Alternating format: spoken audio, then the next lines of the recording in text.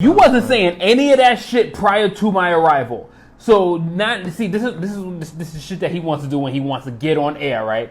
This is why we don't start on time. This is why shit doesn't start on time. Because you want to sit here and lie to the American people about not wanting me to be here. Nigga, you've been happy for the arrival all day, but now we get on camera, you want to front. We have people watching from Canada as well. Hey. And India. Well, I don't know about that. Well, probably Japan. Spotlight has a lot of viewers, followers on there. Yeah, and they're happy that I've returned. But you were happy until you decide that you want us to go live, and then you want to put on this whole facade. Get your life together. Get it all together. Like get it together, yo. Get yourself together. I'm sorry. My life is not as together as you. I can't take trips in the middle of us doing all these True Hill heats, all this news going on, and you want to take trips and you want to be gone for 3 or 4 episodes and then come in for 10 minutes of an episode and get roasted for about 10 minutes. So first of all, that session was probably one of the greatest sessions in True Hill Heat history, might I add. You know what I mean? It's good to get a little drop in and get my man, what was it, Daniel Bryan or Brian? Was it Brian? Yes, it was Brian. It was Brian. It was definitely Brian. See, at least I got that part right. Yeah, you did. I got that part right. You know what I mean? Instead of everybody hating on the movements that we trying to make, people hating on when I go away and take my trips, people hating on Hove joining the NFL. Like, what's up with y'all? When we try to make power moves, everybody want to start hating. And they want to start, oh, you sold out, or you want to come up to this. You see, I know you got mad opinions about that, but you're not going to be allowed to talk about them because you know why? Because you're great at wrestling talk, buddy. So stay away from that. You don't want the smoke there. Hey, we'll talk about it on Toxic Talk.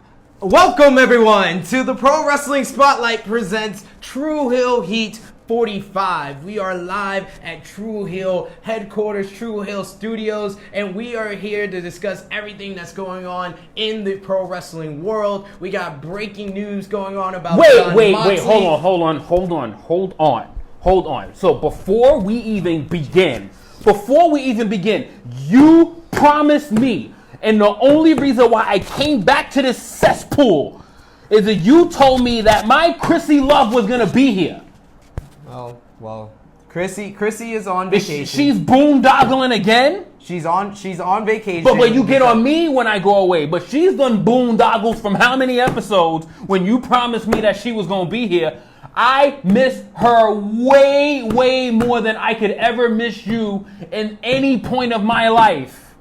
Well, she did a whole episode where she moderated, she hosted, and Janelle from HR held it down for us. Because she is awesome. Yes. I miss you. Like, you were the reason. I know, you were the reason. Yo, your producer, do not tell me what to do.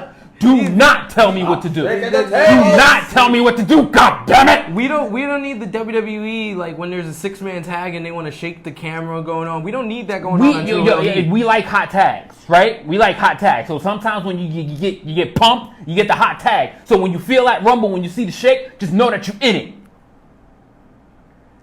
But where's Chris? First of all, we're way too close right now. I couldn't even finish my introduction. Like, why are you so hyper? Because I'm back. What the fuck? Like, I'm actually really I miss these scumbags on here. You miss getting roasted and insulted? I told you I was the greatest 10 minutes ever. That's why you wore your Titans hat again? Oh yeah, this hat is literally for Austin, and guess who's on the back of it, you some bitch? That's me. God damn it. I made the team. You made the team? I did. That's why you're over in London. They were doing special tryouts in London for Top Gun. Oh, yeah, we had joint practices with the Patriots, and, we lost to them in the preseason. But, it's all good, though. Thank God they test Things are looking up. Thank God they test on performance enhancement drugs and not alcohol. Oh, I mean, yeah. I mean, if I definitely would have failed if they would have done alcohol testing, I would have definitely failed, all the way. Yes. I'm like the Josh Gordon of alcohol. But we are not here to talk about Top Guy JJ's imaginary football career. We are here to talk about the wrestling world. So we're going to be talking about Jon Moxley and an apparent elbow infection, which has brought big changes to All Out. We're going to be talking about the impending Wednesday night war between NXT on USA and AEW on TNT. We're going to be talking about the man's man proposing to the man and who will be the groom and the bride. And we're going to be previewing and talking about the Super J Cup 2019. So welcome. My name is, the True Hill Phenom himself, SP3. And yes, welcome back, the resident True Hill alcoholic. Hey, hold on. Yes. Let's get the shenanigans started, yo. Like seriously, what are we waiting for? Top Guy JJ. Hell yeah! Let's talk about it. Y'all wanted him back. Y'all all said. I missed y'all. Top Guy JJ. We put up a post because we celebrated our 2-year anniversary of True Hill Heat this past week. And we put up a post, and all you guys could say is how you enjoy either roasting Top Guy JJ or enjoy his many rants. Producer guy. Yes, and we have a special guest producer. He is a person that actually was in the True Hill Trinity before. Yes, the True Hill Trinity, the top True Hill Trinity in the building? Yes, the top 3 conversation starters. So thank you for our special guest producer, Romeo, the true face himself, Romeo, with his can't miss picks. So we're going to be talking about the Super J Cup in a little bit, and we're going to get Romeo's can't miss picks on that. So he's like a true troll as well. What? Yeah, he's like that's just a rumor. That's just a rumor. It hasn't never been confirmed. I will say his trolling is to the max. But it's never been confirmed. That's just a dirty rumor. That's what I hear. If anybody even pays any attention to the page, you clearly know trolling is on like 2,000. No, he really loves Charlotte Flair. No, that's the only thing that's real. That's the only thing that's real, because the obsession with Charlotte, oh my God. Listen, Andrade. Have you seen his Charlotte appreciation thread? I know, it has it's like almost up to 300 comments already. Or his Becky complaint thread. That one's almost up to 200 comments. And now his new Mandy Rose appreciation thread. You are the man for that one. Like, that one was like, yes, my guy. Yes. My guy has come up with a thread that makes sense. There you go. A thread that you can agree with. Absolutely. Oh my God. Speaking of our conversation starters, of course, we got to start off every True Hill Heat the same. I'm messing up my words because you're already my man is drinks. slurring his words. Like, are you nervous that I'm back? Like, are you afraid to lose tonight on 445? I was very comfortable with Chrissy Love. When it was just me and Chrissy Love, it was copacetic. It was great. Brian was here. Brian was great. We had a couple of great guests, and now you're back, and now I just feel off. He's just all fucked up, aren't you? Yeah, pretty much. So, our True Hill roll call is where we shout out those that are supporting the True Hills group page, the Pro Wrestling Spotlight, or our YouTube channel. So, we got to shout out our top 3 conversation starters. Coming in at number 3 is from Beyond 3 Counts, our own NK. NK, we still need to learn how to pronounce your name. So if you're watching right now, please put it in like syllables and parentheses, how we pronounce your name. But NK comes in at number 3. Coming in at number 2 is the true face himself, Steve Salvage, our resident Simon Miller from Woke Culture. That is our resident Simon Miller for Woke Culture, Steve Salvage. And then back at number 1, once again, is the Negro Buck, Nick Jackson. Shouting out a couple of the True Hills. We got Ted Williams, Jermaine Pacman. He just entered the top 10 conversation starters. Jarrett Nesby, Matthew Young, Corey Cox, Gerard Tom Lito, and Erica Schmidt. And a big shout out to a new subscriber to our YouTube channel, Des Del Midores. And he put his whole comment in Spanish. I Google Translate to appreciate that comment, so I learned what you said. Thank you for supporting us on our YouTube channel. And then a special shout out to Battle Club Pro and their next big event next month, the 28th of September, the same day as New Japan. Before you hit New Japan, you need to come on out to Brooklyn for Battle Club Pro. Brooklyn. Anything you can do. Brooklyn. Are you going to show up this time? Probably not.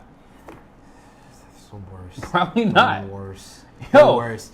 Battle Club Pro, anything you can do on September 28th in Brooklyn. Tessa Blanchard versus Tessa Blanchard versus Anthony Bowens, the BCP heavyweight champion. So that's going to be a big one. We got Darius Carter versus Jordan Grace. So a bunch of intergender matchups coming up. LAX is going to be on the card. So come on out to Brooklyn on September 28th. Let's hear from the Spotlight and the True Heels before we get into our top news.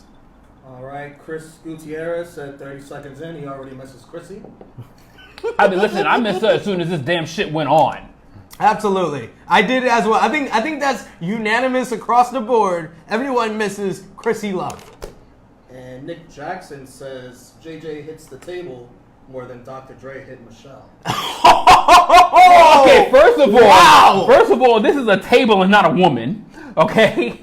I will hit this table as much as I want, but I ain't putting my hands. That is the worst comparison ever.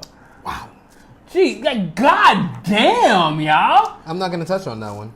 Y'all got some screws loose up there. Yo, this is a wooden table. You're talking about how a dude hits a chick. Like, let's put a pause to that real quick. Anything else? And Chrissy Love sends her love. Thank you, Chrissy. We miss you very much.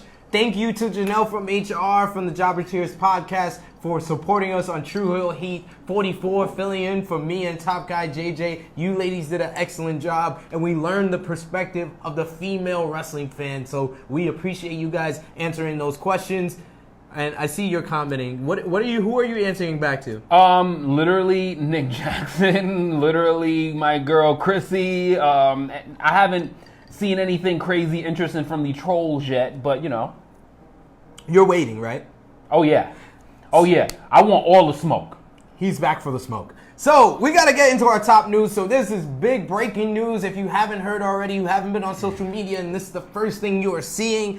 Jon Moxley is out of AEW All Out on August 31st. He has suffered an elbow infection, a MRSA, to his elbow, and he is going to be getting surgery. He's going to be out of All Out. He will not be competing against Kenny Omega at this big event in Chicago inside the Sears Center.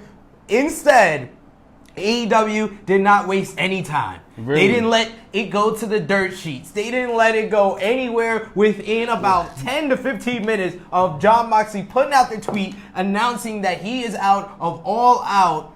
AEW announces his replacement will be none other than Pac. PAC, aka formerly known as Neville, the former king of the cruiserweights, the former Dragon Gate heavyweight champion, the man that lost it just a few months ago to Ben K out in Japan. He is back, and he is going to be at AEW All Out. The original plan, if you guys don't remember, we talked about it on True Hill Heat a few months back, that the original plan for All Out was to have Pac versus Kenny Omega. Pac was supposed to either win or lose against Hangman Page. We haven't really heard whether or not that was going to go, but that was supposed to lead into a big feud with Kenny Omega. Because of Pac being the Dragon Gate champion, the plans changed. Pac was taken off of Double or Nothing, so we didn't see his debut in AEW, but we will see it in Chicago. It is Pac versus Kenny Omega, a dream match, the replacement for Jon Moxley versus Kenny Omega. What are your thoughts on this big elbow infection to Jon Moxley, him being out of All Out, and the new match being announced? First of all, shouts to Mox, man. He had literally one of the fastest turnarounds and fastest rises of 2019 that any wrestler could have imaginable. So this is extremely unfortunate that this happened now, because this could have been on a grand scale his biggest match, period. This probably would have been one of his greatest wrestling matches, period. And now this happens, and you know, I'm glad that he got it out and he confirmed it, make sure that there was no loose ends around this or no craziness. But it's really unfortunate, and it kind of took it deflated me a little bit when I heard this news, because that was really one of the matches I was really looking forward to this card ever since the Double or Nothing pay-per-view occurred. And now you get this replacement with Pac, and it's damn. It's like the Like, best damn. possible replacement. Like they literally like they did that as quick as Thanos snapped his damn fingers. Like that shit was pretty awesome as far as and it fit perfectly. And it just literally it fit perfectly. As I think you might have touched on this before, that might have been the original plans for this show. But obviously with Moxley, you know, shocking the world and leaving there and then coming here and then making headway and then making waves. They obviously, you know, they went with, as my girl Chrissy calls it, Hot Girl Summer Moxley. You know, they changed their plans, but now it's back to the original. So, I mean, this is going to be a goddamn fucking awesome match. I think this is going to be the match of the night now. Like, I was kind of telling my friends that I thought the ladder match between the Lucha Bros versus the Young Bucks was by far the best match. It's going to be the best match on the card. Now it has some competition. Pac versus Kenny Omega is a match that I've wanted to see since they made the announcement for AEW and Pac coming on board and Kenny Omega signing. I've wanted to see this match. I know a lot of folks have wanted to see this match, and this is going to be amazing. And the year that Pac's had, he's had great matches all over Dragon Gate. So to finally see him here in the U.S., in Chicago, I'm going to be there live. I know a lot of you guys are, so that's going to be amazing to see. But what are your thoughts for, like, the anti-AEW crowd, or how other folks like to call it, the WWE marks of the world, the WWE fanboys, who are like gonna criticize AEW because this is the second big show in a row that they've had to change a big match. First, All right. Double or Nothing with the Hangman Page and Pac match, and now Jon Moxley versus Kenny Omega. Okay, first of all, who can control Mercer? Like, this is real life shit.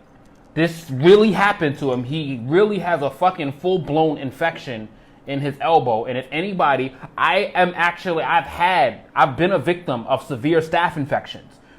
This shit demobilizes your body part. You can't do a goddamn thing with that body part whatsoever until that shit is out of your system. When it's out of your system, then you now have to get the muscle back in it. You have to rebuild your muscle memory. You have to get the functionality back to it. And he's using the elbow to hit you. So now he has to, be able to take the contact, deliver the contact, and get the muscle back into it.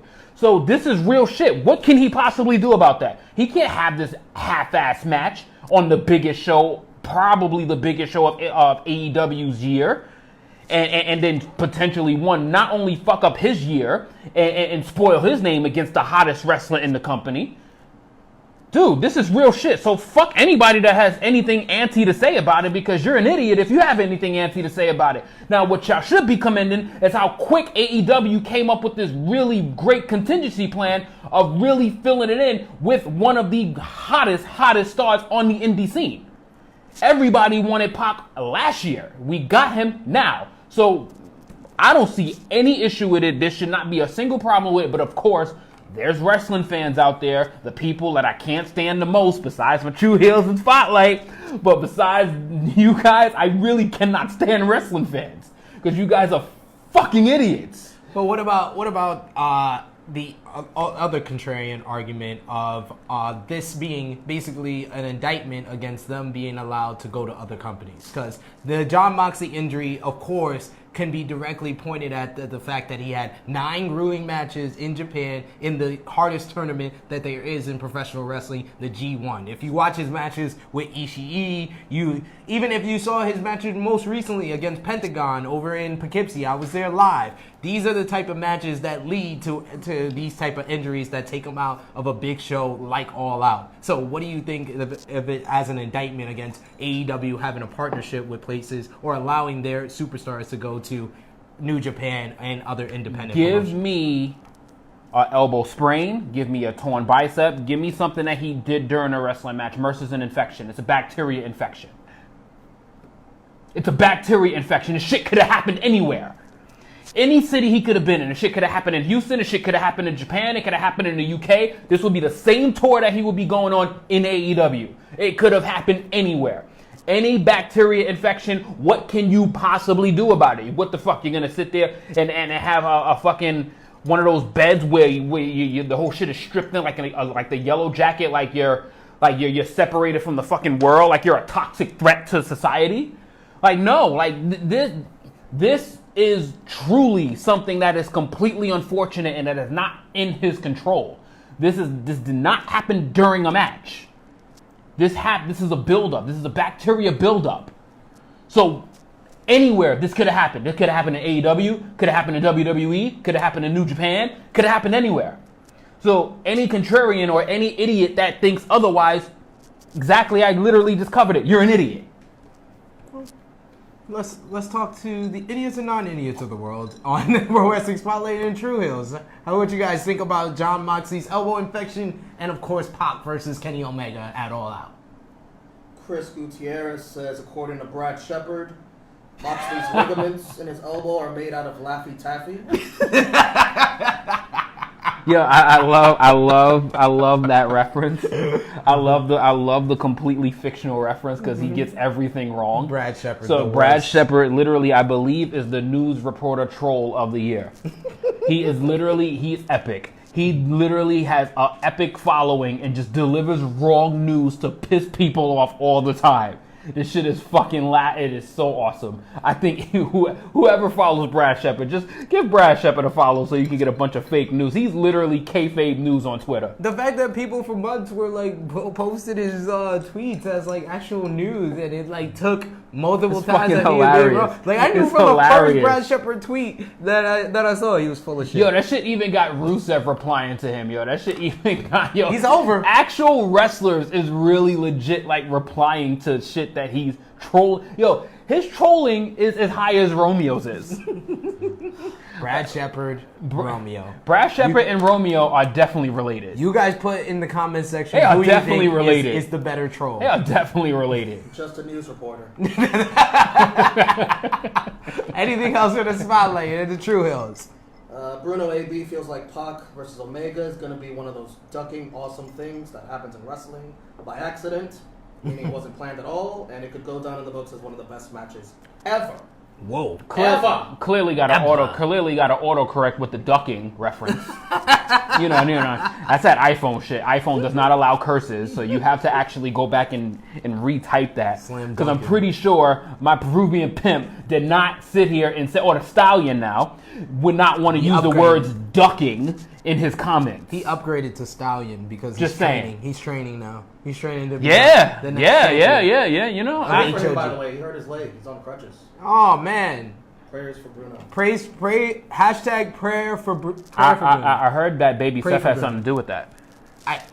I heard it was a mystery. I heard. You think it was That's him? why Baby That's Seth why isn't he's here not tonight. That's why he's not here right now.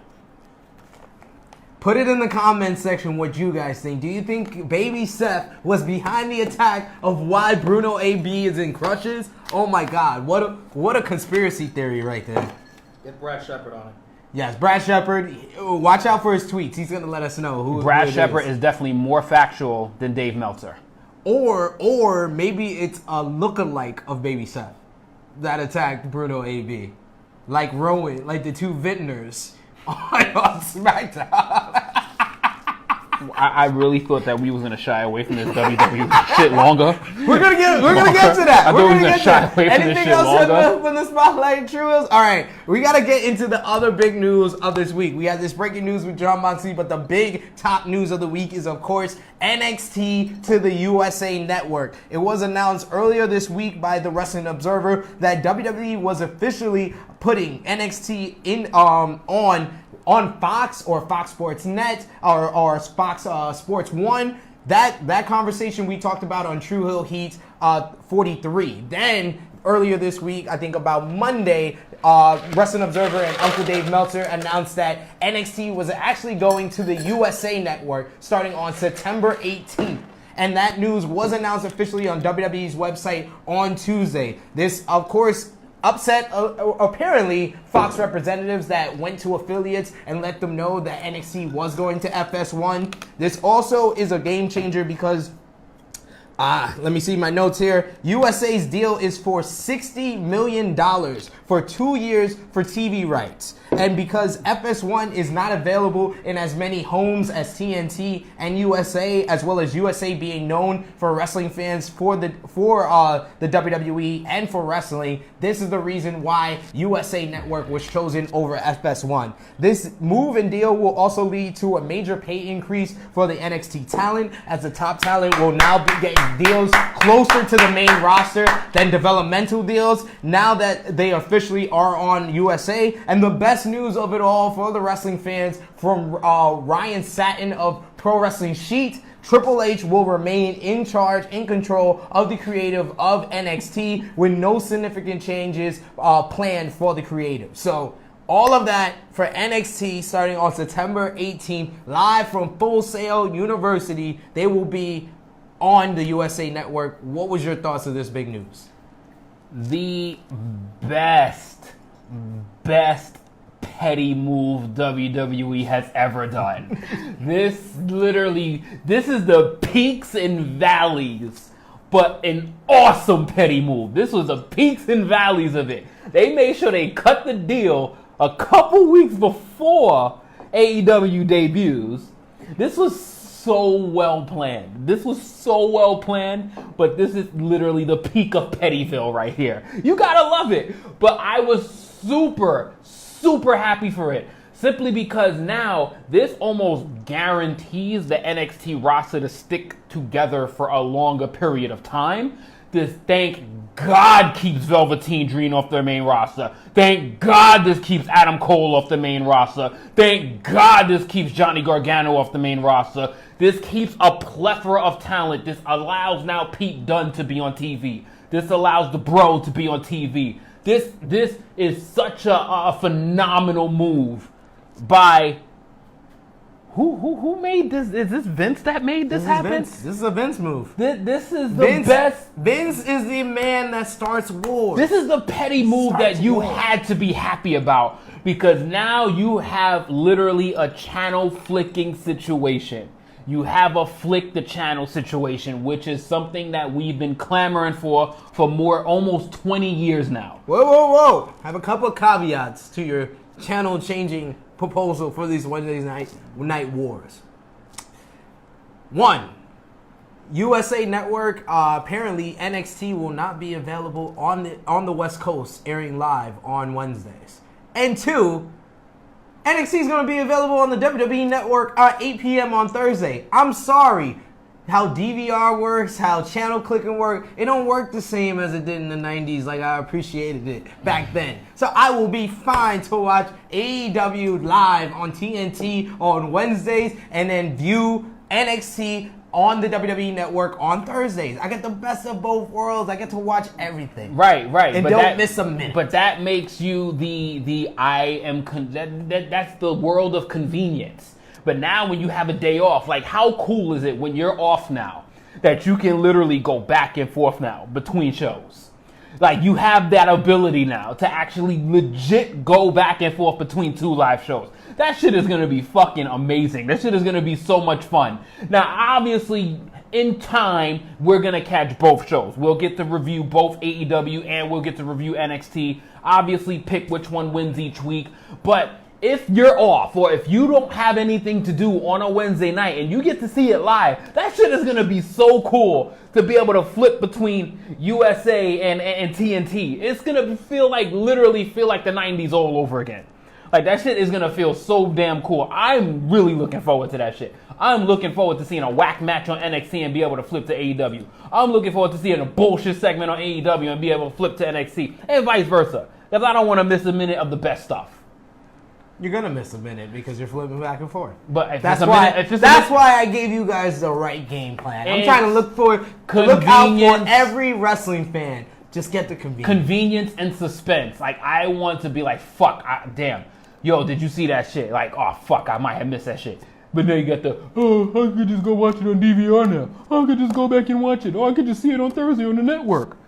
Well, this is a petty move because a lot of thought wasn't put into it because he, of course, like I said, upset some Fox representatives, Vince making this move. He also is probably going to upset his relationship with the WWE and Hulu because the whole reason why Raw and SmackDown come on the WWE Network after a live showing a month after is because Hulu has first demand of it being shown the following day. Now with NXT being on the USA Network and it being on the WWE Network the following day at 8 p.m., that's going to affect their relationship with Hulu because Hulu's going to be like, well, we want first dibs. Right. So it's a very shaky move. I don't know. We're gonna probably have to wait like 6 months down the line to kind of see how it all plays out. I expect NXT for the first couple of weeks to win the ratings war because WWE is the name in professional wrestling and USA is the home of professional wrestling for so many years. For what, 20 plus years now? It's been ridiculous. Yeah, it's going on 30 years. So I have a question regarding that, right? So I think this is in anybody, even if you guys on the True Heels and Spotlight can like elaborate a little bit on this. Now that NXT has a 2-hour time slot, and now this is going to be a television program, do you think that they're going to be infected by the salt of WWE programming to have to instill promos and all these cheap-ass, corny segments, or maybe start to interject some authority nonsense? Like, do you see potentially they change their ways a little bit to maybe think they're capitulating to the right fan base? I think that people are fooling themselves if they believe that Triple H is going to be 100% control and that NXT is going to be the same. It's not going to be the same. It's definitely not going to be the same because even if Triple H does have control of creative and Vince is not involved, USA will be involved. Because if their ratings is not at a certain point, USA will input their self into it. Why has the 24/7 title been one of the most prominent segments on Raw and SmackDown? USA. Why did we have the Raw reunion a month ago or so? USA. Why do we have the King of the Ring tournament back? USA. If y'all think USA is not going to get involved with NXT, y'all are bugging and y'all are ignorant and y'all just... I can't hear you. Don't pretend. We've already heard rumors there's going to be a 6th takeover. Where the fuck are we going to fit in a 6th takeover? I think 5 was enough. We had 4 before. 5 was enough for me because I was like, you spread it out. It's a bigger build-up. I love every one of the takeovers. And last year, I've loved to like every one of the takeovers this year. But if you fit in a 6th takeover, now you're kind of playing with everything because 6 is going to become 7 next year. Then 7 becomes monthly. 8. Then it becomes a monthly takeover, and then there's going to be specials, and then there's going to be one night onlys, and then there's going to be performances, and then there's going to be the Dream Experience, then there's going to be the Johnny Rebel Experiment, then there's going to be the Undisputed Takeover, and then there's going to be the Bro Experiment. You know, that's already 16 shows. So that's really what I'm worried about with NXT joining a TV network is all of this add-on. Because I think there's going to be a lot of add-on to NXT, and it's not going to be in the good way. I don't like, because NXT is literally one of those quick hour zip shows where you can literally just watch a couple great matches. The show is about 55 minutes. You get like 2 really bangers, and then your week is over. You get like a couple like story segments. And it's it. Like, the show is quick, it's fast, it hits your attention span, and you're ready to move on. It's a perfect binge watch show. Like, you can skip like 3 to 4 weeks of NXT and then spend 4 hours and watch it over. Then they have an urgency with the NXT show because since it's an hour long, so they literally have to make sure they got the right segments, the right matches to make sure that not only is the crowd entertained, that this is actually something that we can put on the network and make sure that it's entertaining enough that I can come back to it every week. And now, no one gets overexposed on NXT because it's 1 hour. Now it's 2 hours. Exactly. Now it's 2 hours. So every NXT talent has to pretty much be on air every week now. So instead of skipping the week of Velveteen Dream, he's going to be highlighted every week. The Undisputed Era every week. Pete Dunne every week. The Bro every week. Is that going to be too much, or is it going to be too saturated for our feeble minds already, because we're already getting way too much wrestling content? So we gotta hear from the Spotlight and the True Heels. What you guys think about NXT on USA, the impending Wednesday Night War with AEW on TNT? What is your guys' thoughts? Nick Jackson says super excited for the Wednesday Night Wars since he wasn't alive for most of the Monday Night Wars. What a time to be a fan. Yes, I love the fans that didn't experience it. That the fact that they can experience it now, it's great. And Chris Gutierrez says NXT might get stale with USA having say in the product, but at least it won't be dying like JJ's beloved ROH. Hashtag take him out back. Hashtag kill that dog already. well, goddamn, like, fuck, like, just because I wanted to believe in having another company around, I mean, listen, man, with that shit, the shits that they've been putting out, man, like, I can't defend them that much anymore. But at the same time, it's like, all right, so I kind of do want to interject a little comment that my man, the Stat King, did say as well, and kind of put these two together. What I'm hoping and praying that this does not affect is the wrestling style of NXT. Like, because NXT gives you as close to the New Japan ROH, not ROH no more, but the AEW and all the events that we go to that is not broadcasted. We actually get as close to wrestling as you possibly can with NXT on a large platform. WWE's wrestling style is fucking awful. It's true. So what I'm afraid of is USA interfering with the wrestling style to dumb it down for the global audience of PG. I mean, I'm naturally nervous about that. I can see it happening. I mean, I think the takeovers are going to be safe for now.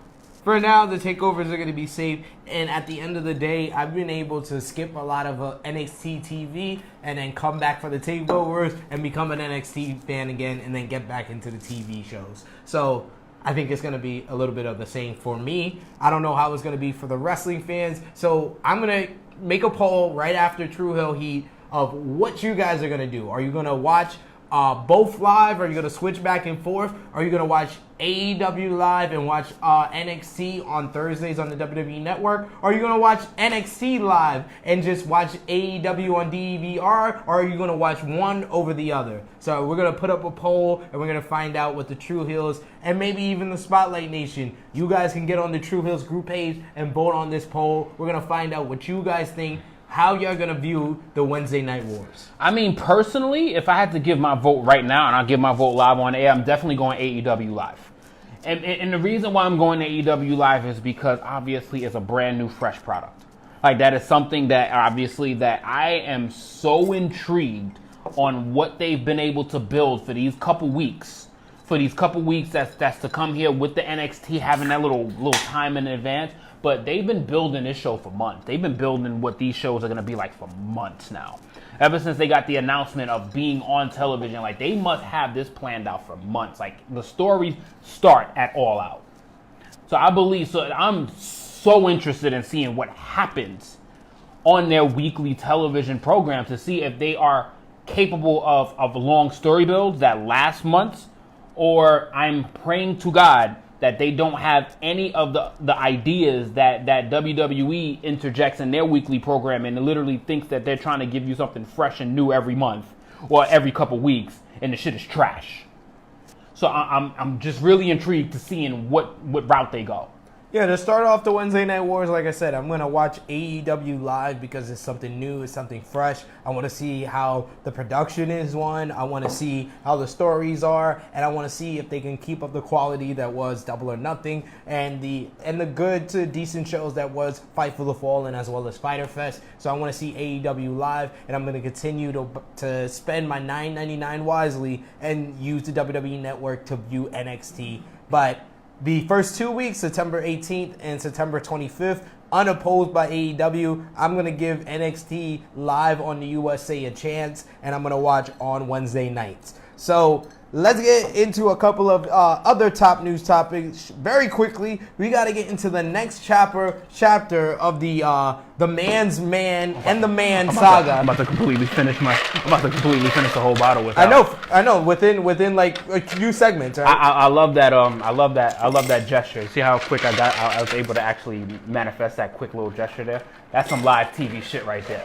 There you go. That's some live TV shit right there. The man's man saga has continued, and now Seth Rollins has proposed to Becky Lynch. Becky Lynch and Seth Rollins are engaged. This was officially announced via Instagram on Becky Lynch's Instagram last night, and WWE confirmed it, reposting it onto their Instagram as well. So Becky Lynch, Seth Rollins, the relationship that a lot of you fans basically questioned. You said, is it real or not? Just maybe 6 to 7 months into their relationship, they are now engaged. What do you think of this lovely couple, the man's man and the man? It's sweet. Yeah? You believe in it? It's sweet. It's not a storyline? Are we still talking about this? I'm skeptical. I'm skeptical of this whole engagement. Like, are we still I think talking it's about just going to be used for a storyline on October 2nd on NXT, where their love began in Full Sail University. It will be Seth Rollins and Becky Lynch consummating their marriage live on air. Are we still talking about this? Seth Rollins consummate his marriage before Drake married. All right, he proposed. He proposed at the beach. He's gonna get some ass that night. Go ahead, like whatever. Like,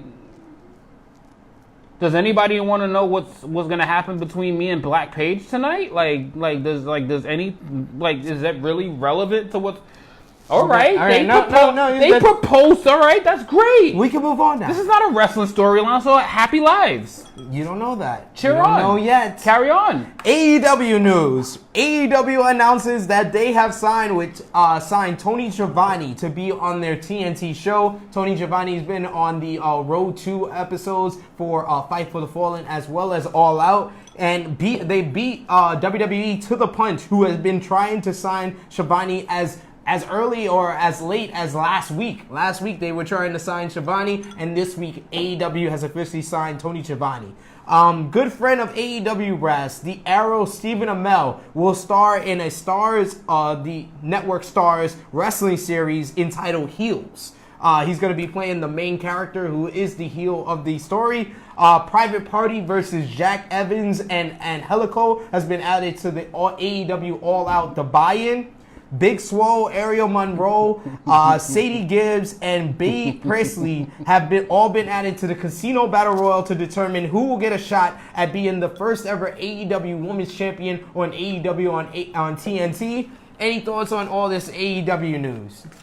I mean, it's great to get something different than all the crap that we've been having to subject ourselves to lately. So this is actually, it gets refreshing, and it actually kind of gets your brain going for a little bit. And I'm loving the fact that even in denial, Romeo is still on the troll path. Yeah. He's literally trolling in the comment section right now. He is. He's like literally, even he's from producer literally mode? trolling in the comment section. Can you read one of his comments? So, according to a person's comments on here, all I see is Jesus Christ, pal. Spell your queen's name right. Charlotte with an S. What the hell is that? So he's at work while producing. He can't control his trollness. Like he can't keep that shit inside of you for 90 minutes. He can't help it. He sees it, he's gonna fuck with you. So listen, True Heel Spotlight. This is not Baby Seth. If you say something or you sound stupid or you're gonna spell something wrong or you're gonna sound like an idiot, you're gonna get called out on your shit. Yeah, Baby Seth is nice. Romeo. Yeah, I don't know. I can't say nice. He's a good person, but I don't know about nice.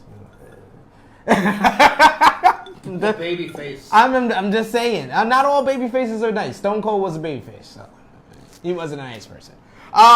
New Japan news. Katsuyori Shibata, who just made his big triumphant, finally getting physical after 2 years at the G1 Climax 29 finals. He's apparently attempting to be cleared to wrestle again.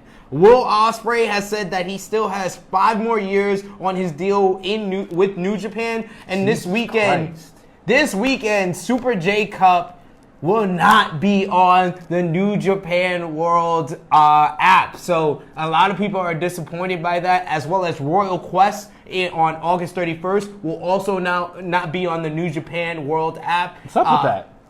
Well, at least Royal Quest is going to be on the Fight TV network. At least it's going to be on there. It's going to be available. But the Super J Cup, it's I think about 3 nights. Not going to be on New Japan World. It's not going to be on New Japan World until September. So you have to wait almost a month to see the results of the Super J Cup. Wow, I mean that sucks, honestly, because I'm not really a big fight user at all. So I mean, if I'm not attending Legends or if I'm not attending, wing, the Trolls Love Story place, if I'm not attending one of those, then I'm not gonna I'm not gonna use Fight at all, or unless somebody's pushing it or streaming it. So it's kind of unfortunate that you gotta wait so long. Because by then you're already gripped into the next story. You're already kind of gearing up to Wrestle Kingdom, honestly. By September, you're gonna kind of be over it already. We know our attention spans last this long. Who is gonna go back and watch something that happened now in September? When I got back from the UK, I skipped through SummerSlam. When I tell you I skipped through it, I literally skipped through that. I saw that shit was 5 hours. I thought, who the fuck got 5 hours? Yeah, if you saw the Fiend entrance, you didn't miss anything. Right. So that's just my point. So it's and that's kind of in a wrestling mindset, period. And if you don't basically catch the New Japan Cup, if you don't catch those matches live, unless it is highly recommended by yourself, I'm not gonna catch it. Check out my top 10 G1 Climax 29 countdown is coming to our YouTube channel very, very soon. You're gonna check that out. Anything from the spotlight in the True Hills before we get into a little bit of WWE news and then talk about what we miss? All right, regarding Seth and Becky, Dwight Andrew Jeffers says, who cares? And Chris Gutierrez says he's all for lesbian marriage. Absolutely. I want to know what you guys think. Who is going to be the groom and who is going to be the bride? I personally think that Becky is going to wear a tux. Maybe red for her fiery personality, and Seth will wear a dark black and gold wedding dress, maybe. Yo, I listen, all this black and gold shit. So I'm gonna go on a limb and say that I believe that Becky proposed to Seth. I think that happened. And producer, are you gonna read Josh's comments? I will read Aldo Diaz's comment. He thinks NXT will be more watered down than JJ's drink. Actually, so first of all, asshole, my drink isn't watered down at all. This shit is not watered down at all. This shit is pretty fucking strong. This shit is really, really clear with a touch of color in it. So get your facts straight before you even come this way. You listen, just say some correct shit. I want to hear Josh's comment though. Josh said, Romeo should get producer credit like Christopher Nolan. Just credit and not actually doing anything. That was Screw you, Josh! I'm going home. That was actually a really good line. Oh man, that was awesome. He also says Seth will wear a CrossFit dress. Yeah, I could definitely see the CrossFit gear, CrossFit wedding gown for. And Becky will wear leather spandex. Do you think? Who do you think will get invited first, Jon Moxley or Baby Seth? I think it will be. I think by a slim margin, Baby Seth, because he is Seth Rollins' child. This is true. So I think he needs a flower giver. He needs a flower bearer. I think the only way Jon Moxley gets invited is if he brings his ball with him. And he's definitely not bringing his ball with him. Yeah, I heard he left it at home. Yeah, he definitely left it. So he's not going to travel back. He's not going to go back to Vegas to get a ball to attend your wedding when you're not even a man in your wedding. How you gonna be the guy in your wedding but you're the bride? The man's man. But let's talk about that. How you the bride? The man's man. I think this is what happens when like two guys. But you see how the man's man, when that shirt came out, right? How the man's man was that shit was mad small. Mm-hmm. That shit in the corner was this nigga's logo was mad tiny. That's how you know you've been overshadowed. You are no longer the man in this relationship. Like, your shit was like literally as small as one of the ice cubes in this drink. When your woman has a bigger dick than you. Wow. And the fact that there's actual unfortunate, wow, that's just disgusting. And so we got to get into more WWE news. So we have a somber note. Everyone, if you're watching at home, I want you to put your head down. Our Lord and Savior, Ronda Rousey, she had her finger severed. Severed during the filming of her new Fox show, 911. Her hand, she said that she was trying to close a boat door and her hand basically got stuck. And it was, if you saw the picture, her finger was fucking hanging off the tendon. And this woman was taking a selfie and talking to TMZ and Instagram because she is our Lord and Savior. And even with 9.5 fingers, she's amazing. Amazing. But we want to send our prayers out to our Lord and Savior, Ronda Rousey. We hope you well. We wish you a very, very, very speedy recovery. Our Lord and Savior, Ronda Rousey. Unfortunate, man. Damn. That shit was gruesome. Simple but gruesome. Simple but gruesome. That was like, wow. I mean, that's one of those things that you obviously, as soon as you see it on the web page, like, you cringe. Like, what? Like, yo, you literally kind of like make sure all your fingers are intact because that shit was wow. Like, that was not for the faint of heart. Like, if you got a weak stomach, you definitely not. And she just literally just looking at that shit with a screw face. And she's just gonna get it put back together. She's gonna be fine. But at the same time, it's like just seeing the image is like, yo, literally, like, it was almost off. Like, it was literally almost off. Like, that was pretty graphic. That was pretty sickening. Go to the Ronda Rousey website where she has like a whole video talking about the whole experience, and definitely you can see like the stitches to her finger afterwards, the before and after of the whole scene. So let's talk about two Eric Rowans. So we gotta talk about the Roman Reigns attacker storyline. The Roman Reigns attacker, it was two Vintners, two Rowans. So Daniel Bryan. So a couple of weeks ago, of course, we talked about how Roman Reigns went and confronted Buddy Murphy, who was on the scene when the forklift fell on Roman Reigns. So he confronted him and he told him that Rowan was the person behind the forklift attack.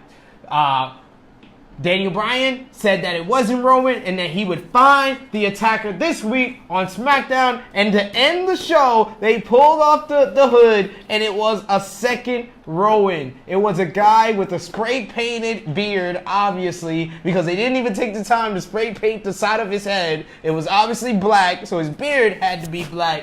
And oh my God, I have not laughed so hard for a WWE reveal like I did for two Vintners. Two Eric Rowans. What was your thoughts? This storyline is the best WWE storyline. Unintentional comedy is the best thing WWE does. This is why I can't wait for Wednesday, Joe. Come on, yo. Like, yo, first of all, the Roman Reigns attacker story wasn't even interesting to begin with. It was. It was not. Yo, did you see the attack? It was shit. It was horse shit. And then the best thing to come out of this attack was that pretty damn good match that he got with Buddy Murphy. Because Buddy Murphy is the spear seller of all time. You became number 2 in place to Christian, who naturally sold it because his body almost got shredded in half by Goldberg. Buddy Murphy, you became number 2 in selling spears of all time. Christian had no choice because he almost got killed. Dolph Ziggler was good at SummerSlam. Whatever. What the fuck? What the, like, it's every time you see them, you think that they're taking like a step forward. You might think that they're trying to progress a little bit. They're trying to get a little bit better. And then they go and pull this shit. They go ahead and go and pull this. Like, Yo, they pulled another person that no one cares about. Because no one cares about fucking Eric Rowan. No one cares about him. I don't even care about him, and I got him on my fantasy team, and he actually gets me points, and I don't give a flying fuck about him. And I have fantasy interest in him. And the fact that people, obviously, many people that doesn't participate in this stuff that we do, doesn't care about him already as it is. And then now what you're going to do is that you're going to interject a second version of someone that no one cares about? Okay, I didn't write this down, but what was worse? The second Eric Rowan reveal, or the fact that WWE cut the nuts off of Kevin Owens on SmackDown? Kevin Owens, the badass Kevin Owens, this generation's Stone Cold Steve Austin, walks into Shane McMahon's office and he tells him that $100,000 fine was too steep. He looked at his family and he reconsidered. He apologized to Shane McMahon. He called Shane McMahon a good father. And he apologized. He wanted to shake Shane McMahon's hand. Shane McMahon refused. And Shane McMahon basically said he would think about raising the fine. But Kevin can't touch any referees. And of course, Shane McMahon was the referee for Kevin Owens, King of the Ring qualifier. Oh my God, this shit is fucking abysmal. Like, this shit is abysmal. This is like literally the Great Depression of wasted talent. Like, this is so embarrassing, yo. I don't think I have actually watched a full episode of SmackDown in the better part of 2 months. Like, my fast forward button has been lit. It's actually been good. Whatever. It's been lit. You've been missing out. Oh yeah, sure, whatever. Like, you know what? Listen, Ultimate Alliance has been lit. Hey, Buddy Murphy versus Roman Reigns was excellent. I highlighted that. I gave that credit. Buddy Murphy versus Daniel Bryan was really good. And how many matches? How often has Buddy Murphy been on SmackDown? Just the last 2 weeks. Like, what Apollo Crews versus Andrade was a really good match. I like that match as well. So SmackDown's been good the last couple of weeks. Speaking of SmackDown, The Undertaker will return to the WWE on September 10th. In Madison Square Garden because they're not selling tickets. They're not selling tickets for Madison Square Garden, so of course they got to put the old dead fuck, the nostalgia kicker. They got to put him on the fucking card to sell some tickets, but of course they still ain't sold out for the MSG show, and I'm gonna be there, and I'm gonna be the only one booing The Undertaker, cause all y'all motherfuckers gonna keep giving him the fucking hall pass for the bullshit that he pulls every fucking time. I'm sick of this shit. I've been sick of this shit for 45 fucking episodes. 45 fucking episodes of True Heel Heat, and y'all motherfuckers giving this motherfucker the pass, and y'all boo Roman Reigns, y'all boo Ronda Rousey, y'all hating on AEW. Fuck y'all. But we love us some Undertaker. He actually looked halfway decent at Extreme Rules. He did. Which gave everyone a whole new 2 year. So we got some breaking news on our little thing here. So Undertaker's final WrestleMania is going to be WrestleMania 40. So Undertaker will be around for another 4 years. 4+ years. That's definitely from Brad Shepard. Yeah, that was a Brad Shepard confirmed by Dave Meltzer. So, we got The Undertaker for another 4 years, so just get used to it, pal. Speaking of WrestleMania, I didn't write this down as well. The rumored towns for WrestleMania 37 will be Los Angeles and Las Vegas. So, I don't know about you guys. I won't be going to Tampa for next year's WrestleMania, but if it's in Las Vegas or Los Angeles, I'm definitely out there for WrestleMania 37. I mean, if it's in Vegas or Los Angeles, I mean, fuck, I don't give a fuck about who's showing up. I might go to everything but WrestleMania and fucking forget WrestleMania even take place. Absolutely. No, I'm just saying, like Vegas is shit, but they gonna have that. I'm telling you, if that building is gonna be ready, WrestleMania definitely shooting over there. They shooting over there. They shooting. They shot Because real they want to quick. go before a Super Bowl. Oh, they shooting. They shot real quick. They ain't playing no games if they get in there. So they basically banking on. They want to see which building gets done first, the rest of the Los Angeles building or the Vegas building. So I'm pretty sure whichever one is done first, they're putting a bid in immediately back to back for both WrestleManias, Vegas and Los Angeles. That's probably going to be where the next 2 WrestleManias are going to be after Tampa.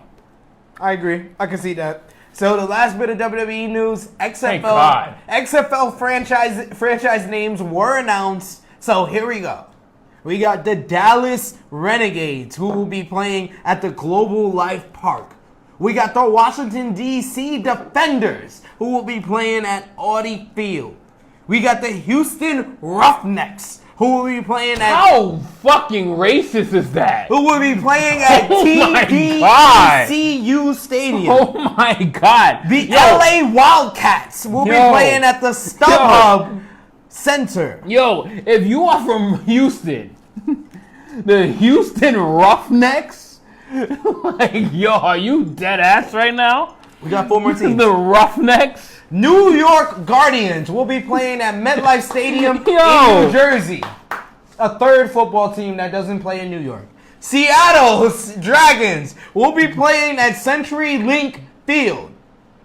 The St. Louis Battlehawks will be playing at the Dome at American Center. Yo. And the Tampa Bay Vipers will be playing at the Raymond James Stadium. Yo, this shit sounds like literally the next 8 Marvel movies on Disney Plus. This shit is so awful. Like, yo, if you see the logos, you would really think that they just had a collaboration with Marvel Studios to have appearances on Disney Plus. Like, this shit is fucking epically bad. Like wow. And first of all, the first player that they signed, if we want to really talk about this shit right here, the XFL landed their first big name quarterback in signing Landry fucking Jones. The backup quarterback to the Pittsburgh Steelers is Ben Roethlisberger, that probably played 3 games in the NFL. He is literally their headline name for the XFL. Why? First of all, you know what? I'm glad that you highlighted this shit, because this is literally if fucking the Defenders get season 2, if they get a second season, literally take these names and just call episode 1 Renegades, episode 2 the Defenders, episode 3 Roughnecks, episode 4 Wildcats, episode 5 the Guardians, episode 6 the Dragons. What the fuck are the 2 other episodes? The other 2 episodes are going to be the Battlehawks, and then the season finale will be the Vipers. You just got all of your season titles through the XFL. You're welcome. I hope they do a nice season of Defenders. I really miss Daredevil. Let's hear from the Spotlight and the True Hills before we get through what we missed.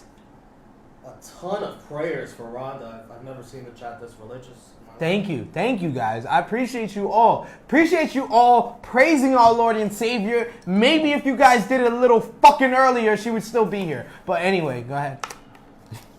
Nick Jackson says might as well rename The Undertaker the Spirit Taker, because his spirit goes out the window every time he's on the screen.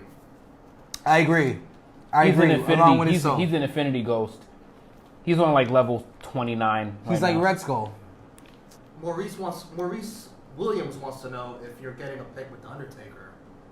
Maurice, my dog. What up, bro? GoFundMe? That's a damn good question. Are you gonna get he backed out of StarCast, so I mean, I'll never get a pick with him. I won't be going to Access anytime soon, so fuck all that. Wow. So no pick. He asked you if you're getting a pick with The Undertaker, though. No, he's not going to be at StarCast. He won't be at WrestleCon. I'm not going to Access. I'm good. I'm not paying $300 fucking to take a picture with a dead fuck. Oh, don't worry. I go to my local funeral home and take a picture with a fucking corpse if I wanted to take a picture with the fucking Undertaker. Oh, don't worry. Don't worry. The minute that we find out that we're going somewhere together, we're definitely going to get a GoFundMe started. And I swear to God, if you do not correspond and take this GoFundMe picture with The Undertaker, we will call for you to be banned from True Hill Heat. It wouldn't be the first time. Anything else? No. This will be a contract. Anything from the spotlight in the True A Hill? lot of Nia Jax slander for no reason. Yeah, let's hear this. Why are they? We didn't even talk about. Not gonna like this. We didn't even talk about Nia Jax. Let's hear it. All I can see is 9 fingers and still a better wrestler than Nia Jax. Wow. And Nick Jackson, Wow. Nick Jackson said she'd be a better wrestler than Nia Jax with no hands. Wow. Wow. Wow. Wow. Why is all the slander to Nia Jax? We haven't talked about Nia Jax. You know, prayers out to Nia Jax as well. She's in recovery as well. She's recovering from an injury. Damn, why all the hate for Nia Jax? I don't know, man. I thought you were the insider, man. You got stocks in this shit. I mean, I do have stock in WWE, but I don't know why people are hating on Nia Jax when we didn't even talk about Nia Jax. Like, yo, dude, yeah, we haven't even surfaced her name. Like, We haven't. shit. Like, We what, haven't. like, what is up with that? Like, did somebody literally shoot they shot and get shot down or something? Like, did you just shoot in her DMs and she shot you down? Is it like Wilkins' burner account or something? I don't know. What's going on?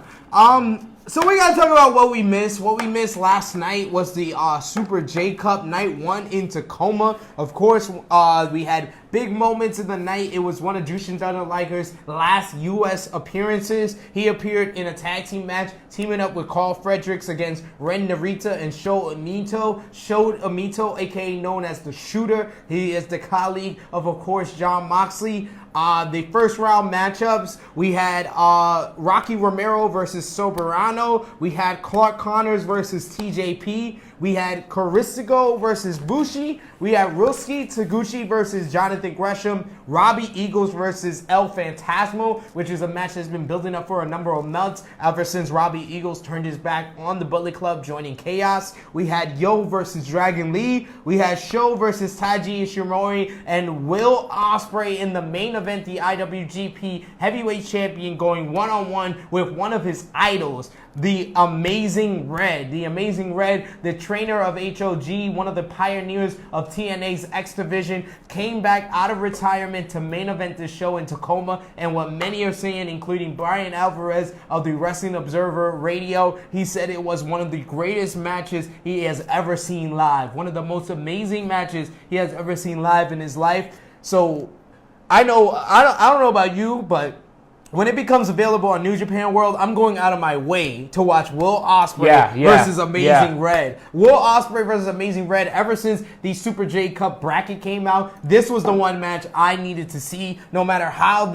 everything else panned out, what the finals would be, I didn't care. I needed to see this match because this match is probably amazing. I heard Will Ospreay played an over-the-top 90s villain. He wanted to be the heel. He wanted Amazing Red to be the baby face. I heard one of the biggest pops people have experienced live. Many people on Twitter went live after in Tacoma and said one of the biggest props they ever heard live was Amazing Red hitting the code red on Will Ospreay. So I don't know about you. What was your thoughts when you first heard Will Ospreay going one-on-one with Amazing Red? Exactly what you just said. That's literally when I heard that match right there. That is literally, if I don't see anything else on this card, on the spot, like I don't see anything. But the for some reason I want to see the Show versus Ishimori match for some reason too. I really want to, I want to see that one too. But I am definitely searching immediately for Ospreay and Red. Like that literally just looks like back when you had those jitters when you got the Will Ospreay Ricochet match. Yes. Like when you got that, it was like, I don't give a fuck what I'm doing. I gotta see it. I don't care what I'm doing. I gotta see it. This is it. I gotta see it. Gotta see it. Absolutely. I heard another good one was Clark Connors, who is one of the LA Dojo, the Young Lions. He was trained by Lance Storm. Now he's been training with Shibata in the LA Dojo. Him going one-on-one with TJP. I heard it was one of the better rookies versus veteran type of matchups, knowing that Clark Connors only been wrestling for about 3 years, and TJP being the youngest veteran in professional wrestling. And I love the fact that TJP is in the Super J Cup. And I would love to see TJP in New Japan for a while now. I hope he does a tour in Japan because TJP is an excellent wrestler and he didn't get the opportunity that he really deserved in WWE. If you remember, he won the Cruiserweight Classic back in 2016 and never even really got a run with the Cruiserweight Championship afterwards. He lost it in basically his first feud against Brian Kendrick, and then they transitioned that over to Rich Swann. So TJP didn't even get the real opportunity that his contract really deserved because he was the first ever Cruiserweight champion. And the fact that he's in New Japan, I hope they do some more with him. Yeah, I mean, but I think it was the TJP story is that I think that he became, and this is, you know what, whatever anybody says, he became stale to the fan eye. He became stale. Like, he was the shit coming out of the Cruiserweight Classic. But once he came out to the Mega Man theme, it was like really cool. And then he became stale. He literally became stale. That's why they were way too late with the heel turn for him. They were way too late with that. So, not to interrupt you, but what did you say? They went probably like too lame and too corny with the character? Or do you think it was more of an overexposure type of thing? I would say there's rare cases where I would actually say that this was the talent's fault. Like, because I wasn't drawn to TJP at all. Like, he came out to that thing, like, it was cool for like 2 weeks, but it never evolved to me. It never grown more than a video game player one start entrance. Like, it was, once that was over with, you get that fad. Like, it would have been really cool if he does that like once a pay-per-view or something like that. But to see that every episode of 205 Live, to see that every time he comes out, it just became dry. It was pretty corny after you see it over and over and over. And he really did nothing to evolve himself at all. Like, his matches were the same. His style never really changed. He never really did anything extra in his matches. So his character, along with what he did in the ring, never really did much more for me after the Cruiserweight Classic. Like, it really didn't. And then his heel turn was like a whole year later. Like, dude, our spans don't last that long. This is true. Our attention spans are not going to last that long at all. So we got to get into what's next. Let's hear from the Spotlight and the True Heels. Any thoughts on the Super J Cup or anything else that we discussed so far before we get into what's going on the next show for the Super J Cup this weekend? Dwight Andrew Jeffers agrees with you guys that TJP was really underused in WWE. Thank you, Dwight. I appreciate that. Appreciate the content. So what do you think? Who do you think is going to come out the Super J Cup? Before we break down what's going to be the matches on the next big show coming up tomorrow night in the Super J Cup, I think that's going to be the next show in Long Beach. Oof. I mean, Ospreay obviously didn't win the climax, so Ospreay. I mean, it's like you kind of keep going with Ospreay. You keep going with. I feel like it's going, but it's. Damn, who out of this group can actually, like, pull this out? Okay, so I won't ask you who you think is going to win because we can break down, like, the next round matches. But who you think is going to be the guy to watch in this tournament? I want to see Dragon Lee. Yeah? I want to see Dragon Lee's performance through this. I want to see Dragon Lee's performance throughout this cup. I mean, because we already know what the big names is going to bring. We already know what that. Between him and Robbie Eagles, like, those are the two. I want to see what they bring to this tournament. All right, I like it. So we got to break down what's the next round in the tournament. So in the first night in Tacoma last night, it was Soberano Jr. getting the victory over Rocky Romero. It was Caristico, you may remember as the original Sin Cara from WWE, or Mystica from Mexico. He got the victory over LIJ's own Bushi, and they're going to be versing in the next round of the tournament. Who you got? Soberano Jr. versus Caristico. I like the feeling of Caristico. I heard it was a couple of botches in his match with Bushi. It reminded people that he was the original Sin Cara, but I heard it was a pretty good match. Soberano Jr. versus Rocky Romero. Oh, well. I feel like, well, let me just say, even though he's eliminated, Rocky Romero is one of the most underrated wrestlers of my generation. Like, Rocky Romero doesn't get the respect and appreciation that he deserves. Mm-hmm. And for people that are just watching New Japan, all they're going to know him for is being an announcer. Like, Rocky Romero is one of the greatest junior heavyweight wrestlers in New Japan history. He's won the New Japan, the IWGP Junior Heavyweight Tag Team titles more than anyone in history between his tag team with Kozlov and his tag team with Trent Beretta. So Rocky Romero doesn't get the respect he deserves. I heard he had a great match with Soberano. So who you got, Soberano and Caristico? You got Caristico getting the victory? Yeah. I do. Okay. I do. So, even with that nice sell. It was a great sell. It was a great sell. It was a great sell. Soberano Jr. is one I don't have too much information on, but I'm going to go with Caristico. I'm going to agree with you on this one. I think Caristico gets the victory with his finishing move, La Mystica, named after his original name. TJP. Like I said, the youngest veteran in professional wrestling versus the former IWGP Junior Heavyweight Champion himself, the man you got your eyes on, Dragon Lee. Who you got? Dragon Lee for sure. You got Dragon Lee? I'm not sold on anything about TJP. So Dragon Lee it's gonna be a pretty good match. I will say it's gonna be pretty good, but I definitely got Dragon Lee winning this match for sure.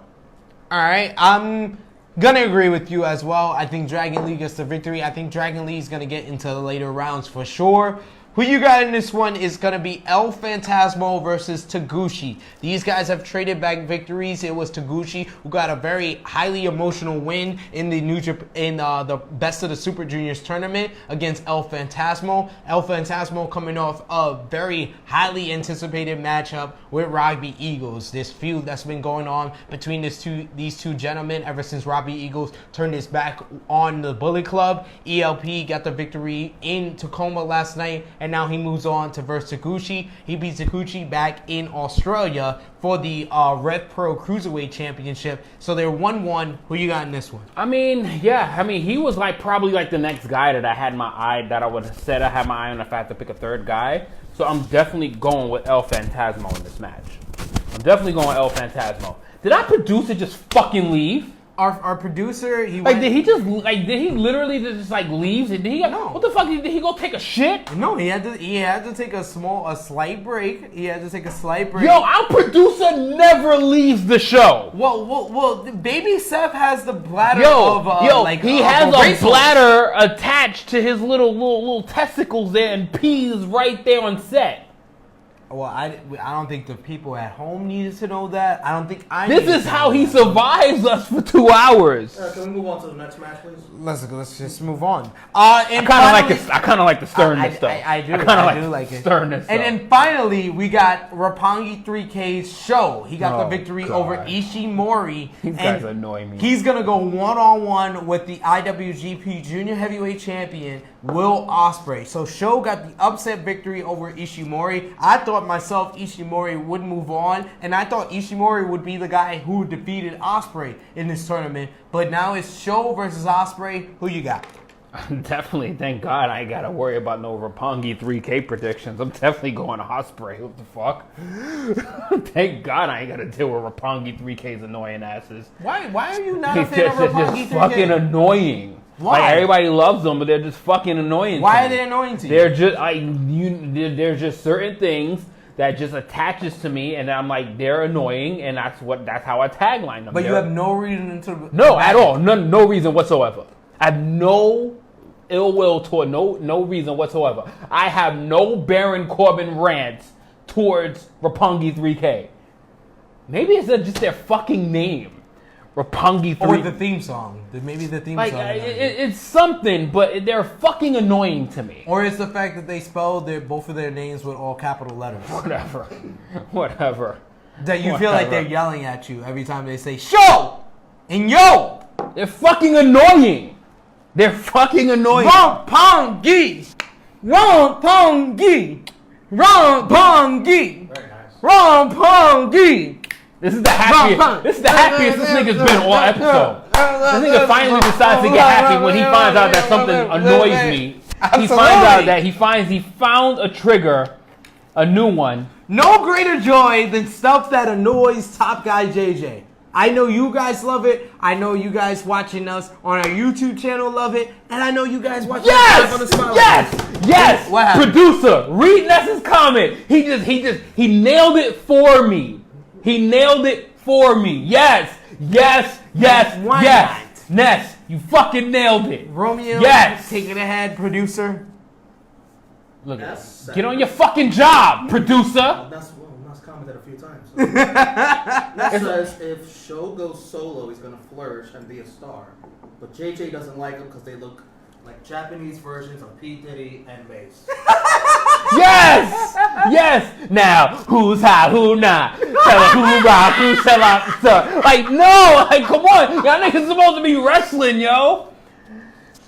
So who is Rocky Marrero? From the R to the A to the D to the Y. Let me never see you die. Let me see you fly. Who is I call Rocky all the Marrero? shots, rip all the spots, rock all the rocks, cop all the drops. No, like, done. I would think Rocky Romero is P. Diddy. Oh my God. Like, I would think Rocky Romero is P. You fucking Diddy. nailed that. You fucking nailed Nah, that. I think he's wrong. That's awesome. Yes. I think he's wrong. Whatever. Yo. I think he's wrong. I think Rocky Romero is If you P. check Diddy. the comment section, you see how many people agreed with Ness. Yes, this shit is fucking fantastic. You can you tell nailed me. that You got shit. it right there. You can tell me how many people agreed with it. There's 6 and counting. Six laughing emojis. 6 or? and counting. Oh my God, that's quite impressive. Which Hold on, means take mine back. we're on the same page. Thank you, producer. See, that's What the fuck you mean take yours back? Anything Wait. else from anyone else that we haven't heard from so far? You can't take a laugh back, you son bitch. I just did. Anything Like, we talked about in the past. Whoever friended the producer, you need to take your life back and your friendship back. Like, who takes a laugh back? Hey, he's my favorite rival and friend. So anything from the Spotlight and the True Hills. About to producer. put angry emojis on every single Charlotte pick that he has on the website. Well, damn, that's We've rude. got a lot of predictions here. Jaquan James has Ospreay winning. Nick Jackson has El Phantasmo or Dragon Lee. Not a very bold move picking two guys. But Chris Gutierrez has El Phantasmo. And True Hill Ness, has Dragon Lee and Ospreay in the finals, with Lee getting his win back from the Battle of the Super Juniors. He means Dominion. But it's all right, Ness. I feel like it's either going to be Dragon Lee or El Phantasmo's tournament for sure. Like, I think those are like the main guys because Will Ospreay doesn't need this one. He doesn't need to win the Super J Cup after he had one of the greatest performances of all time in the Best of the Super Juniors tournament. I can agree. See, we agree. I can agree. It takes us all episodes. It takes us like what, an hour and a half. I can into the agree. episode I can to agree. finally agree on something. See, there we go, guys. You've been waiting for it as well as us. I can agree. So Sunday is the semifinals as well as the finals. So I think we pretty much agreed on all the matches in the tournament. So it's probably I don't know how the brackets works out, but it's gonna come down to from our predictions: Ospreay, Carisico, Dragon Lee, and El Phantasmo. Who you got? So are El Phantasmo and Dragon Lee like on opposite brackets? Because that would be an awesome finals. I know El Phantasmo and Will Ospreay are on the same side of the bracket. So that means Dragon Lee. Bang! There goes my finals right there. There goes the finals right there. And I see Dragon Lee capturing this. I can see that, but I'm going with Dragon Lee. I just said that. I'm going with Dragon Lee. I just said that. I'm going with Dragon Lee. I agree. I'm gonna agree with you again. So there you go. Just say you agree with me. I'm gonna agree with you. Don't try to act like you was about to give a whole different opinion. You just agreed with me, you asshole. I'm gonna agree with you again. Oh, did he give his laugh back? Yeah, he did. He did. There you go. Dragon. You see, now y'all can refriend him, and I won't give all angry only emojis reason to I say Charlotte Dragon no more. Lee is because El Phantasmo is on the same side of the bracket as Will Ospreay. So you Hey, set there you go. up two challengers for the IWGP Junior Heavyweight title. El Phantasmo already has a victory against Ospreay in the Best of the Super Juniors tournament. He gets one more in the Super J Cup. He meets Dragon Lee in the finals and loses to Dragon Lee. And Dragon Lee sets himself up for maybe a rematch at King of Pro Wrestling or maybe even a rematch at Wrestle Kingdom. Even though I have big plans for Will Ospreay at Wrestle Kingdom, but I'll save that for True Hill Listen. 46. I got some great news. What's going on? I got some great news. So Austin was able to sneak out of his auntie's bed, and he's actually watching now. So how's it going, buddy? He snuck out of bed. It's past his bedtime. What did Austin say, producer? He just said, welcome back. Oh, he said welcome back to you? Sorry he's late and welcome back, JJ. Yeah, he got out of bed. Oh, So- he just woke up? Yeah, he got out of bed. He got put to bed at 8 o'clock. So he jumped out of bed when Auntie went to work. He sneaked out. He sneaked out. Yeah, so Past curfew. Yeah, he's way past curfew right now. It's like 10 something at night. You're so mean to him. I think he appreciated the fact that you took off your Titans hat. That's why he started watching. No, but you see, Captain America is wearing a Titan shield. You see that? That's wearing disgusting. He's wearing a Titan shield. That's disgusting. He's wearing a Titan. He is literally the hero of the Titans. That's disgusting. Also, on Sunday, during the semifinals and the finals of the Super J Cup, Jushin Thunder Liger, as well as Juice Robinson, Tetsuya Naito, and Jay White will be in action. Do you see the logo? It's not the star, it's the Titans. I really didn't need to know. Anything else on the spotlight and the True Hills before we wrap everything up? So thank you guys for watching True Hill Heat 45. This is the last one before I hit Chicago for AEW All Out. AEW All Out, live from Chicago at the Sears Center on August 31st. August 30th, Friday, August 30th, I'm going to be going live on the Spotlight Nation as well as the True Hills group page with True Hill Heat 46. Top Guy JJ won't be with me live in Chicago. So, I've got the infamous, the man that's been helping us out with the stats since day one, since episode 1 of True Hill Heat, the Stat King, John Paul Martin, will join me on True Hill Heat 46. 1 year in the making since he joined us for the first time at All In last year in Chicago. We'll also be joined by the pot heel himself, Jaquan James. Jaquan. Wait, what? Yes. Jaquan James, True Hill You got Quan. Jaquan and John Yes, the Stat on the King. same. Stat King. Wait. and First True of Hill all, Quan. I didn't even know Jaquan talks. Yes, he talks. He talks, and he's gonna be bringing his thought Randy, he just- Orton title appreciation thought- live I to thought- True Hill Heat No. 46. Randy Orton appreciation thread will be coming live to True Hill Heat 46. I thought Jaquan just went and traveled everywhere. Well, he gets shares. Like, yo, he literally goes to every fucking event that exists. and he gets shares at each of them. Yeah, I didn't know he actually spoke at them. Yeah, he does. So wait, so I'm gonna actually get to hear some words from Jaquan himself? And he's gonna have a chalk line jacket. I mean, he's probably gonna bring like 3 of the chairs with him, right? I hope he brings some chairs, but nah, he probably can't go through customs. Probably can't. Customs. Yeah. Y'all going to fucking Chicago. Talk about That's like customs. a far away planet. Y'all Like, niggas don't need passports to go to Chicago. I'm gonna bring my passport because my ID expired. So I mean, yeah, that's your identification, but you don't Yeah. need it. That's But I just need because it. you're fucking careless and irresponsible. how am I careless and irresponsible? It's not my fault that my ID expired on my birthday. Like, Oh, because you got drunk and fucking lost it.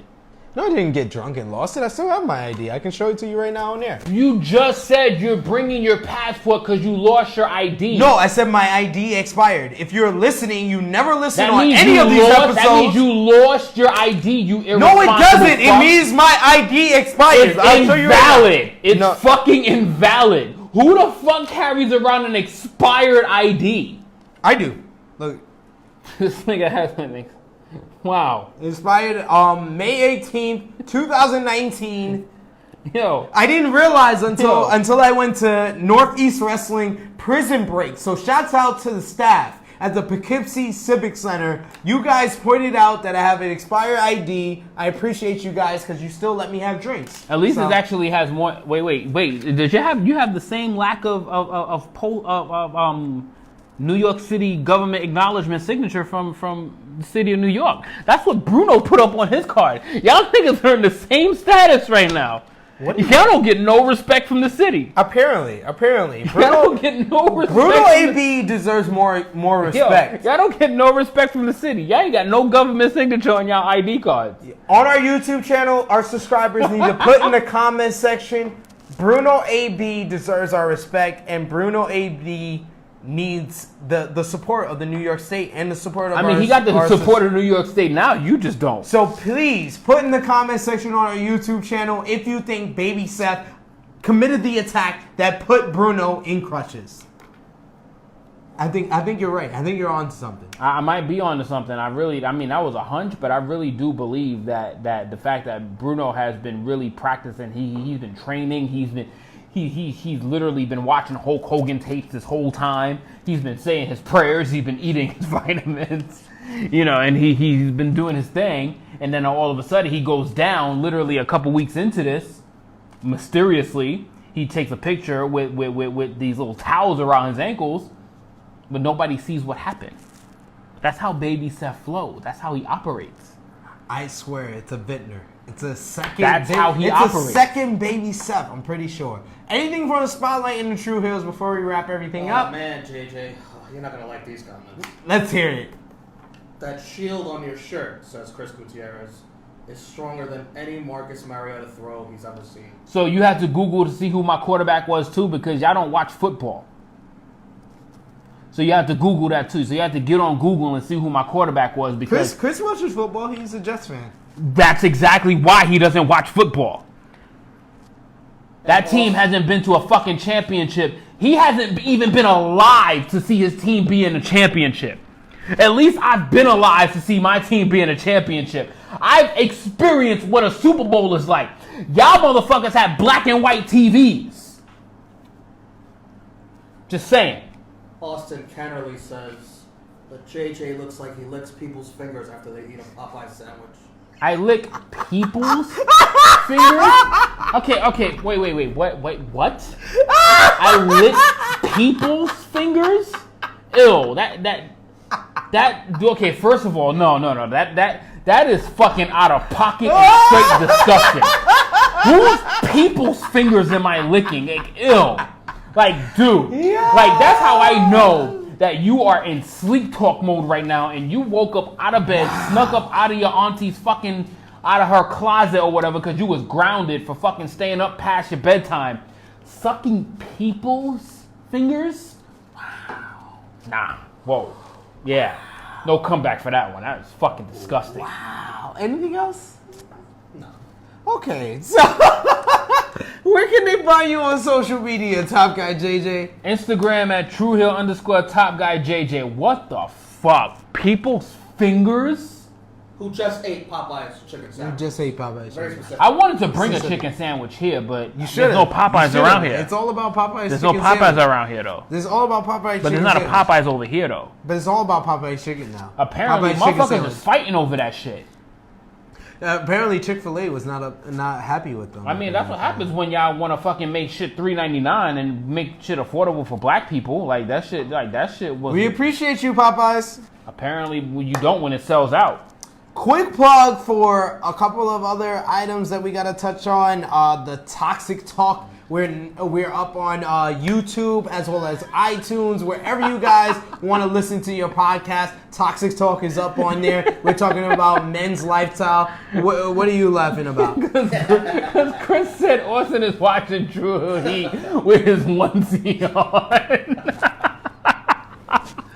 Of course. It's always a good time when we're roasting people in the comment section. Like I said before, I got a special G1 Climax 29 top Might be 10. my favorite comment that Jason has ever put on here. He said, "Don't worry, he's probably licking women's feet, which is still nasty." I mean, certain dudes have weird fetishes, but it is kind of nasty. But Sounds like Al Bundy. I have a special G1 Climax 29 version of The Count, where I give you the top 10 matches to watch from the G1 Climax 29. That's coming up on our YouTube channel. Expect that after True Hill Heat 46 in Chicago. We got Facebook. You can join our True Hills group page. We are over 4,100 on our True Hills group page and approaching 4,100 on our True Hill Heat page. So support that. Like and support that page. The Spotlight Nation, over 71,000 on the Spotlight Nation. So thank you everyone from Spotlight, JJL, Charles Wick, as well as Lewis. Actually, little correction on the Spotlight page. The Spotlight page is over 77,000. 77,000. It changes every 77,000 day. followers on the Spotlight page. It's actually, the actual count is 77,255. That is fucking remarkable. JJLs does an excellent job leading the way, as well as Charles and Lewis. So thank you guys from there. Jobber Tears podcast group. Austin, who's always supporting and watching True Hill Heat. He is one of the admins over there. So please support our partners, our friends over at the Jobber Tears podcast page. Congratulations to them. They are approaching 1,000 supporters, 1,000 followers and members to that page. So support that. The Jobber Tears love the kids. Yes. And Battle Club Pro, our special New York City independent promotion sponsors. So shouts out to them. Battle Club Pro, anything you can do, coming up next month in Brooklyn. On Twitter, True Hill Heat. Miss Chrissy Love, the sensational Miss Chrissy Love, is on Twitter as well. Instagram, Miss Chrissy Love is up on there as well. Sensational Miss Chrissy Love. I miss you, Chrissy. Top Guy JJ, like he said before, you can follow me, Truehill_Epic SP3 on YouTube. True Hill Heat. We are approaching 300 subscribers to our YouTube channel, so keep supporting our YouTube channel. I know you guys love it watching us live on Facebook Live, but we want to bring the live experience to YouTube, so we need more of you to subscribe to our YouTube channel. We have a bunch of interviews up on there, a bunch of segments, the G1 Climax 29 countdown, as well as a special non-wrestling segment where we talk about Power and the timeline from season 1 to season 6. Me and Chrissy Love is up on there. You can say the comment that's making you laugh before we end this off. Yo, Chris, I tell you, I be owing Chris drinks, yo. Austin is watching True Hill Heat because he's still waiting for his warm milk to go back to sleep. The roasting of Austin never ceased to amaze me. YouTube channel, you can check out True Hill Heat, as well as Jimmy Macaran, where we're talking about Power, Umbrella Academy, iTunes, True Hill Heat, as well as Toxic Talk. For the Top Guy JJ, for our special producer Romeo, thank you once again for joining us. Until Chicago for All Out Weekend and True Hill Heat 46, I am the True Hill Phenom SP3, and we are signing off until next time. And Chris, I definitely know what a Super Bowl is like, even if I lost by a yard. Tell me what it's like for your Jets experience in a Super Bowl. Thanks.